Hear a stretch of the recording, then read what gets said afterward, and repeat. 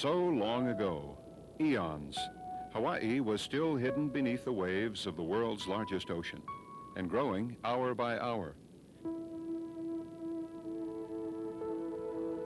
Fed by the very red-hot substance of the earth. Still out of sight, still just a promise, Hawaii would be made of earth, water, wind, and fire. And most important, fire. The Hawaiian paradise was born in a furnace, the same raging heat that accompanied the birth of the world. Lava, nature's potent brew of silica, magnesium, potash, iron, and other minerals, heated up to 2,000 degrees. It spouted up through more than 15,000 feet of ocean to form glowing mountain peaks at last in the open air.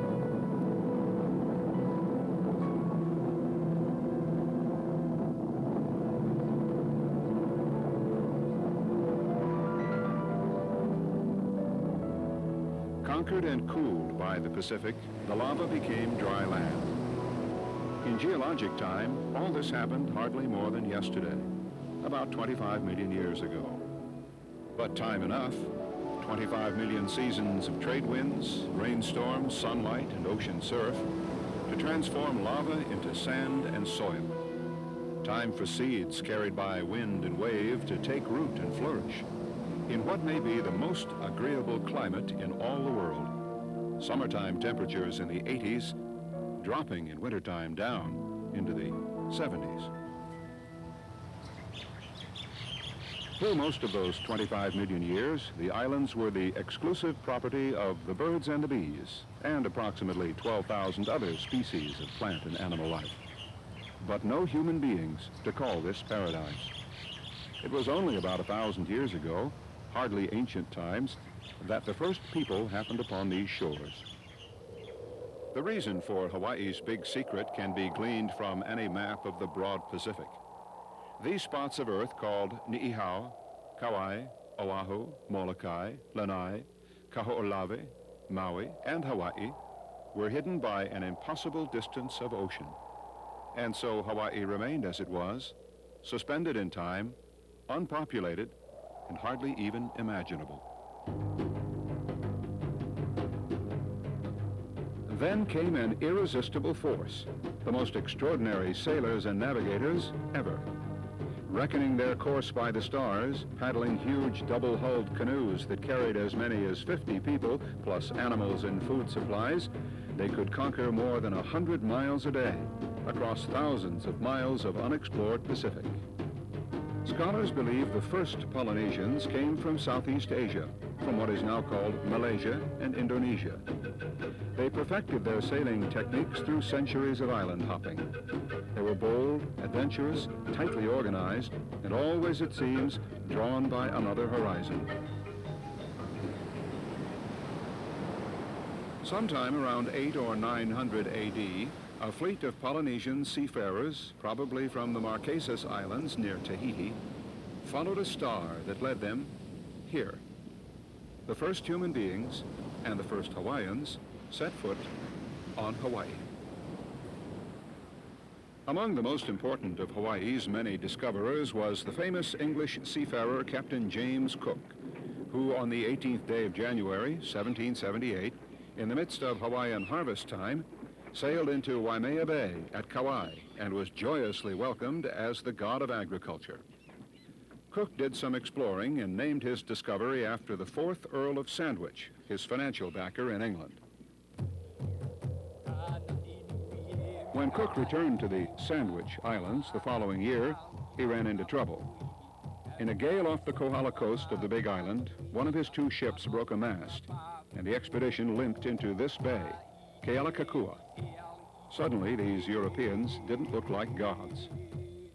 February 14th, 1779, Cook and a group of his men go ashore at Ka'awaloa, attempting to kidnap the local Hawaiian chief for ransom in a dispute over stolen property from one of the ships. This ill-advised and still controversial move resulted in the death of nearly 20 of the English explorers, including Captain James Cook. Among those who escaped the ordeal was one of Cook's officers, William Bligh, who later made history of his own as skipper of the HMS Bounty.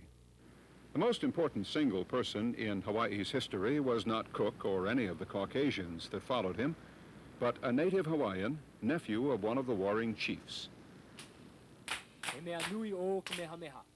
He was aggressive, smart, far-sighted, and ambitious. He understood the white man's weapons and politics, and after years of bloody battles with rival chieftains, he emerged the victor and king of a unified island nation. His name was Kamehameha. There are two almost identical statues of this born leader, one in busy downtown Honolulu, and the other here, where Kamehameha was born, the small town of Kapa'au on Hawaii's Big Island. Old Kamehameha died in the year 1819. The king's offspring ruled the islands for 3/4 of a century until 1872, when Kamehameha V died a bachelor and childless. Thus ended a native bloodline of Hawaiian leadership from the days of Captain Cook to the eve of the modern age. In August of 1819, the year Kamehameha I died, a brigantine sailing ship left Boston Harbor carrying a small band of Protestant missionaries.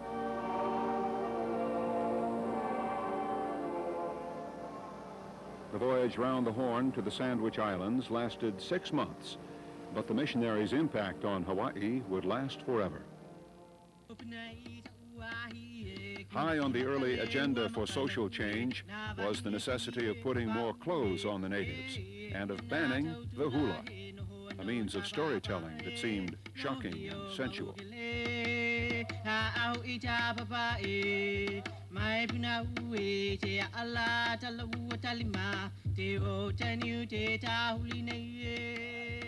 Now the hula is as much a language as a dance. Arms, hips, and torso telling tales of warriors, kings, heroes, and gods. The missionaries found no written language in Hawaii, and compared with English, the spoken one was odd indeed. One that could be expressed in just 12 letters, the 5 vowels plus H, K, L, M, N, P, and W. The natives quickly found out about palapala, education, and pule, religion. These were learned from the Haules, Caucasians, and when the ali'i, native chiefs and nobles, were converted to the Calvinist God, the missionaries' triumph was complete. By 1839, the entire Bible had been translated and printed in Hawaiian.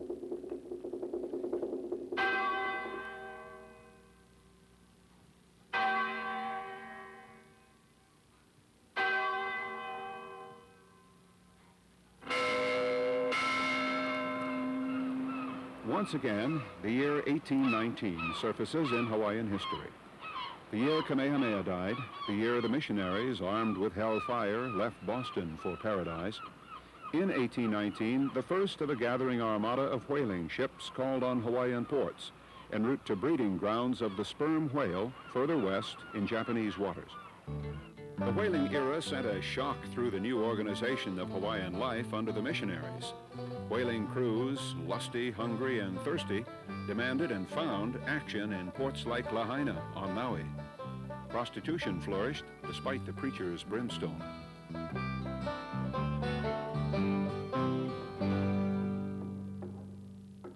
The end of the whaling era was signaled in 1859 with the discovery of oil in Pennsylvania. Seas that had swarmed with ships and whale hunters fell silent and vacant again, and Hawaii's ports became respectable again. At Lahaina on Maui, a site that really evokes the 19th century heyday of sailing. The two-masted brig Carthaginian, now a floating museum with exhibits on whales and whaling.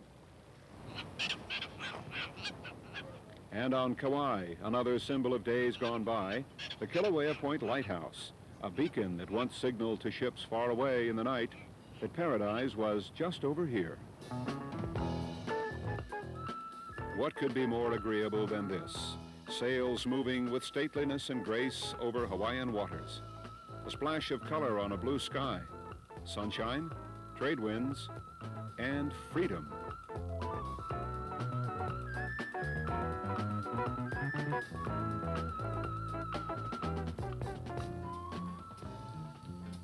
Here's something as Hawaiian as poi, enjoyed by the natives for generations before the advent of tourism. Surfing remains the glamorous sport here and always will. Why? Simply because the biggest and best-shaped surfing waves in the world are forever pounding down on Hawaiian beaches. Surfing is a year-round challenge in the endless summer of paradise. But technically speaking, it's the winter months that bring the year's tallest and most spectacular waves, a time of international competition and thousands of spectators. Novices and rank amateurs are welcome in the Major League Hawaiian surf, although some beaches are better left to the pros, especially on winter days. Now, speaking of Waikiki Beach, the traveler is dared to find a more congenial spot for cooling it in warm tropical sunshine. Why are all these people at Waikiki? Kamehameha the Great understood. He had a home built here for his favorite wife, Queen Ka'ahumanu. Incidentally, Kamehameha had 21 wives. Certainly such a man would enjoy the sights along Waikiki today. Actually, the king might not recognize his favorite stretch of sand nowadays. Long gone are the palm groves that came down to the surf's edge, replaced by a flowering of high-rise hotels. The new Waikiki is sleek, chic, and comfortably modern. And the island is true to its name.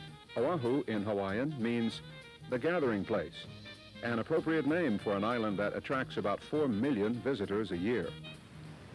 In the background of Waikiki's splendor is the dominating presence of Diamond Head, a massive rock formation as easily recognizable as Gibraltar or Yosemite's El Capitan. The natives used to call it Leahi, which means brow of the yellowfin tuna. Modern-day imagination has some trouble visualizing that.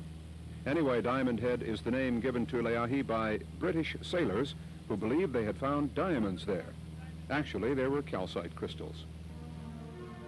For most vacationers, there's simply not enough time to explore the islands by boat, and so the joy of island hopping is almost exclusively an airborne experience, and an exhilarating one at that. Right now, let's head north and west from Oahu's gathering place and soar a mere 90 miles to the stunningly beautiful island of Kauai, a majestic wilderness of stone canyons, lush forests, waterfalls, beaches, and fewer tourists. No, we are not in Arizona, and this is not the Grand Canyon. It's Waimea Canyon, running down the western third of Kauai, in some parts a mile wide and 3,000 feet deep. Patiently chiseled out of volcanic rock over the centuries by the Waimea River.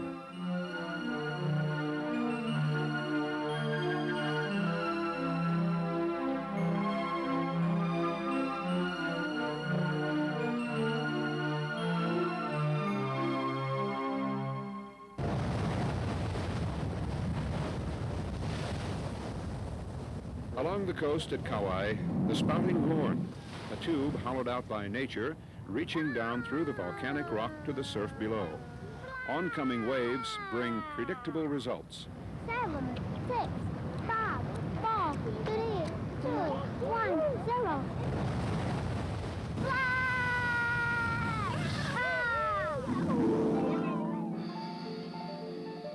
The Na Pali Coast of Kauai, a dazzling length of beach 14 miles long, towering cliffs, deep, pristine valleys that empty into the sea on deserted beaches.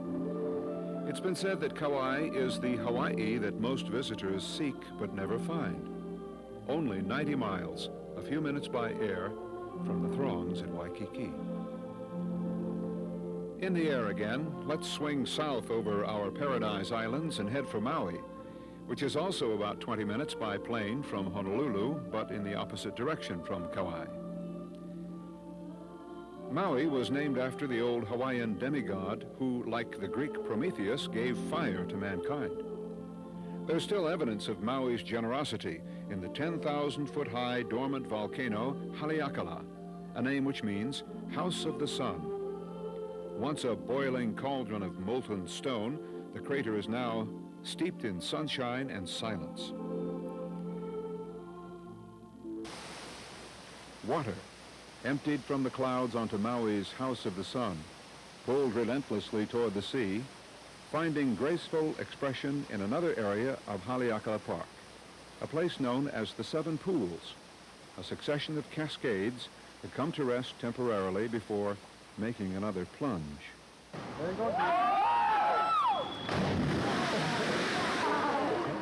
These seven pools and their waterfalls resemble nothing so much as the old swimming holes of childhood teleported into a Polynesian wilderness. Once again, airborne and southbound. Destination, Hawaii, what just about everybody refers to simply as the Big Island. The huge volcanic landmass, the size of Connecticut, hanging like a pendant from the bottom of the island chain. Hawaii is not only the biggest and the youngest of the islands, it's also the tallest. Mauna Kea, a volcanic peak at nearly 13,800 feet, is, technically speaking, taller than Everest, since the base is 19,000 feet beneath the waves. The Big Island is so young, it is still in the volatile process of becoming itself. And in between the periodic eruptions of Kilauea and Mauna Loa, steam and sulfur smoke find their way to the surface from deep recesses inside the earth. It's an experience of a lifetime, treasured moment from a Hawaiian vacation, to trek into Volcanoes National Park on the Big Island, to feel the restless earth under your feet, and know you're standing on the very moment of creation as Hawaii continues to grow, expand, and push aside the sea. Rainbow Falls, Hawaii, Kamehameha's island. He was born and raised here, and from here launched his campaign of conquest and ultimate victory. Another story about Kamehameha in the year 1819. In that year, the king decided to do something about the unchecked population of cattle on the Big Island, cows brought here by white settlers in the years after Cook's discovery. He ordered stone walls to be built to keep livestock from wandering over private property. In the 1830s, long before the heyday of the American cowboy, Spanish and Mexican cowherders were brought here to teach Hawaiians how to ride, rope, and manage a ranchero. The Hawaiian word for cowboy is paniolo, which comes from Espanol. Welcome to the Parker Ranch.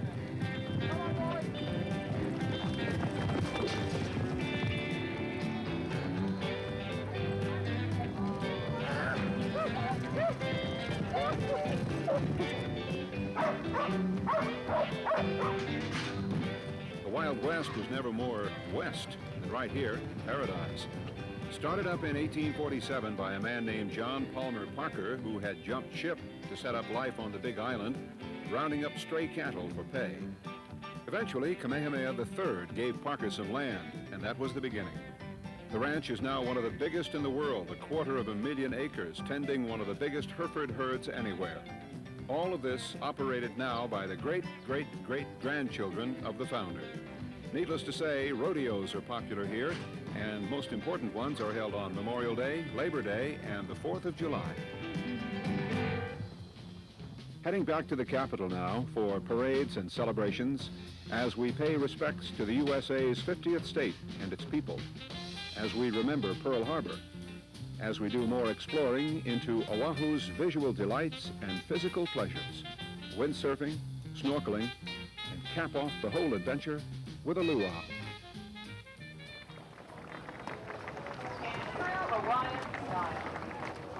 Sea Life Park, a 40-minute drive from Waikiki, top tourist attraction and one of the world's premier marine parks. Among the features, a 300,000-gallon saltwater aquarium, home for sea life that normally occupies Hawaiian shorelines. Here, scuba diving employees of the park mingle with the denizens.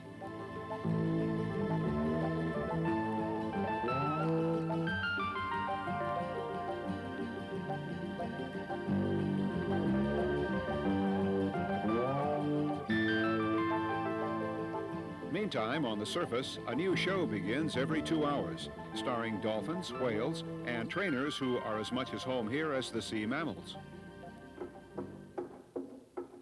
Farther up along Oahu's northwestern coast, Waimea Falls Park, an environment one observer called pure Tarzan.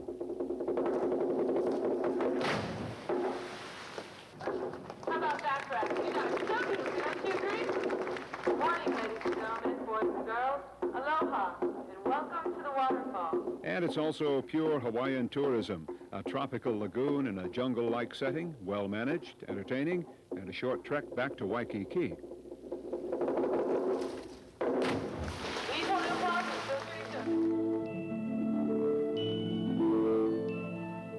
When evening falls on Hawaii's capital and cool breezes blow in from the Pacific, visitors mingle with the locals on Honolulu's main drags. Competition among airlines, plus the burgeoning business of package tours, are bringing visitors to Hawaii by the jumbo jetful. And the billions left behind by suntanned and wind-blown tourists has become a key source of wealth in Kamehameha's empire. Nighttime around Waikiki reminds the haoles who've flown in from the other 49 states that they are at home after all, sharing the same commercial culture and many of the same amusements. There's no shortage of things to do at night, especially in Honolulu's clubs and theaters. But the dark never really competes with daylight in paradise, and the habit of early rising, as we're about to see, has a special reward here.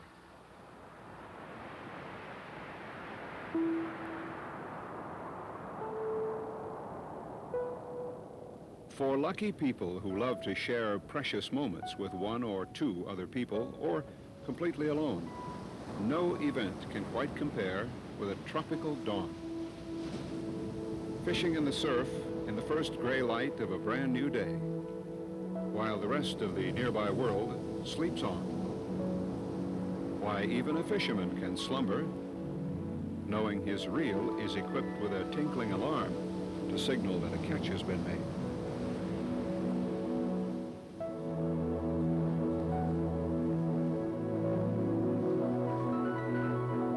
Honolulu slowly begins to rouse itself for another day of work and play in the endless summer.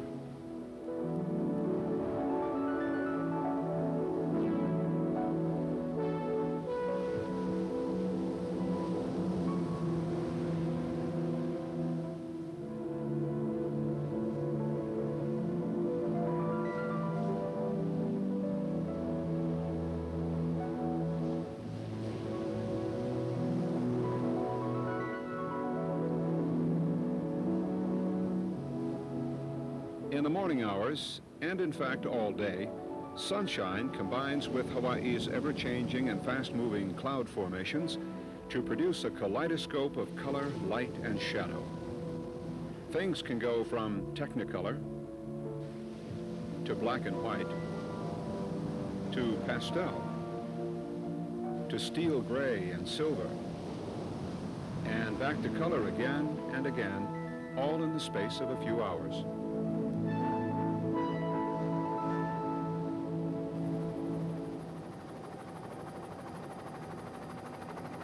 One of the fastest growing sports in the world, catching on in Asia, Europe, and in windy coastal waters anywhere. But wouldn't you just know that Hawaii has the most and the best? On Oahu's windward coast, there's a beginner school in surfing where you can watch the whales go by as you're learning to skim the waves. Some of the most advanced techniques of the sport, like wave jumping and surf sailing, have been invented and perfected right here. Lessons run about $25 for a 2-hour session. Another benign aspect of learning to windsurf in Hawaii, onshore breezes tend to keep the novice from being swept out to sea. Windsurfing, Hawaiian style.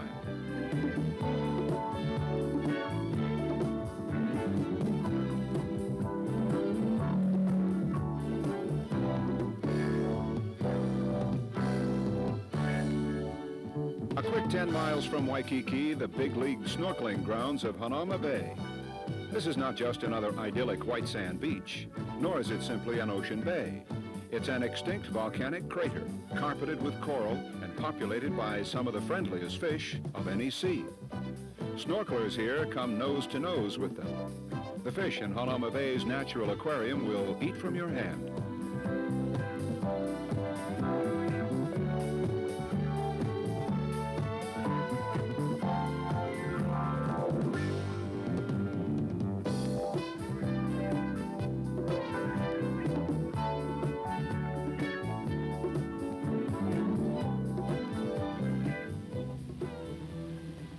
Of all the events that have made Hawaii unique in history, special in the eyes of the world, and dear to all Americans, it was the event that occurred on the 7th day of December, 1941, on the island of Oahu, on this spot. Beneath the graceful white monument lies the wreckage of the USS Arizona, destroyed here at Pearl Harbor during the Holocaust that thrust America into World War II. The Arizona Memorial is also a museum of war-related material. Lectures are given and films shown of the actual bombing. Every day, thousands of tourists come to remember, some to learn for the first time, what happened on that day more than 4 decades ago, and during the years of sacrifice that followed. The design of the Arizona Memorial captures the swing of national mood during the war. The downward sloping center symbolizing a feeling of defeat immediately after Pearl Harbor, while the two ends rise strongly to signify victory.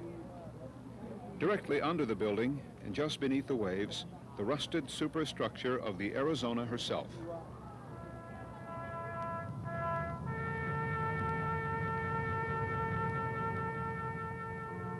The ship still holds the 1,102 officers and enlisted men who went with her to the bottom of the harbor. The day following that long ago Sunday morning attack, President Franklin Roosevelt spoke the words which still ring over the Arizona. Yesterday, December 7th, 1941, a date which will live in infamy. Visitors leave their sentiments behind in the form of leis thrown on the water, honoring the sacrifice made at Pearl Harbor by the men who fought and died. The American flag flying over the Arizona is not attached to the building. The staff is welded underwater to the wreckage of the ship itself.